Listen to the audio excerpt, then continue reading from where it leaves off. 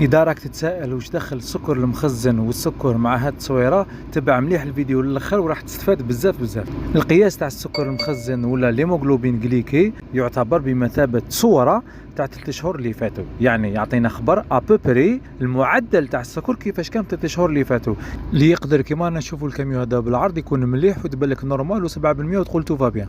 لكن الحقيقه لو كان يكون السكر تاعك راهو يطلع بزاف ويهبط بزاف، راهو تماما كيما رانا نشوفوا في الكاميو دوكا يزيكزاكي بصح ما خبطش ما دارش اكسيدون وكمل في طريقه نورمال، شغل ما كاين والو، تماما كيما حنا كنقيسوا السكر المخزن نلقاوه 7% ونقولوا له وصلنا للهدف تاعنا وما كاش مشاكل وتو فا بيان.